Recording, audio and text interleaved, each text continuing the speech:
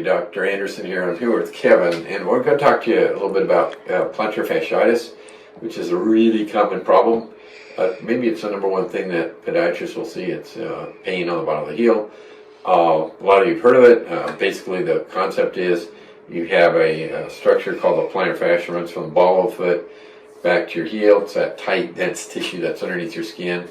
When you get older, it becomes tighter. It doesn't like to flex. It doesn't like to stretch, and it actually kind of pulls from where the heel's attached. So we like to use the term plantar fasciosis, not plantar fasciitis, because what has been discovered, a doctor did a study years ago where he took specimens of the fascia when he did surgery on the fascia. Only one of those specimens out of 50 specimens came back showing that the fascia was inflamed. It's actually tissue that, as we get older, deteriorates. We think it's kind of breaking down.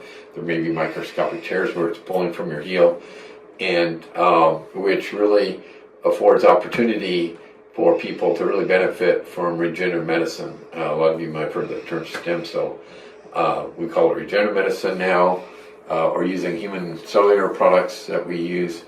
In this case, many times we're using an umbilical cord product called Wharton's jelly to help repair the fascia. So maybe you've heard of using cortisone injections to help with your fascia. Well, if it's not inflamed, if it's not a plantar fasciitis, but it's a plantar fasciosis, that would help you to understand that cortisone, yes, it can help, but it tends to be pretty temporary, whereas the stem cell idea tends to be more long-term. So, and Kevin's out about, I think around five or 6 months or so. This only bothers him slight amount when he walks downhill. He lives up in the hills west of us here in Colorado.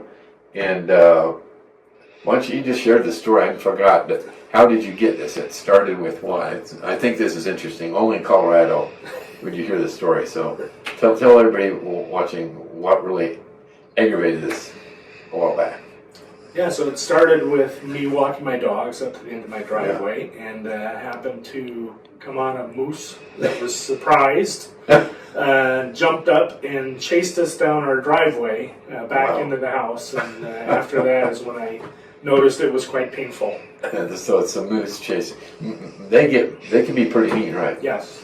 And they're with dogs, yes. Huh? Particularly with dogs. Oh, with dogs, okay. Yes. Where the dogs yapping. Yeah, they helped me run down the driveway. Okay. That might have hurt the foot in the long run. Oh, anyway, great story. So, but anyway, so what? He's doing well. It sounds like he's probably 95% better. Just hurts a little bit when he goes downhill. That's it. But and if we could focus, so what we do with folks before we even do a treatment here, we want to identify that yes, you have plantar heel pain, not plantar fasciitis, but I should say plantar fasciosis.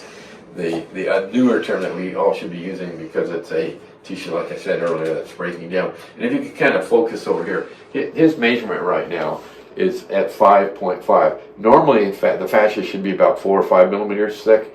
This is measuring right where the fascia attaches to the heel, and we're getting a number here of 5.6 millimeters. The normal, again, is 4 to 5 millimeters. When he first came in, when we first did an evaluation of the fascia with ultrasound, it was about 7.2. So he's gone from 7.2 down to 5.6. This does not always go down tremendously. It did in his case, went down a little bit more than most people we see, but I think it's fascinating that it's gone down in size. And this is something I want to share with you, that we use ultrasound a lot for evaluation of plantar fasciitis, and we can use it also to follow up and see how he's progressing. But most importantly, I want you to know there's an option out there, and it's really lowered any chances here of us ever having to do surgery for patients. So it's really been a good opportunity. Very little layup, right? Not much pain when you had it done. So I think he's happy he had it done. Yes. Okay, very good. Much better.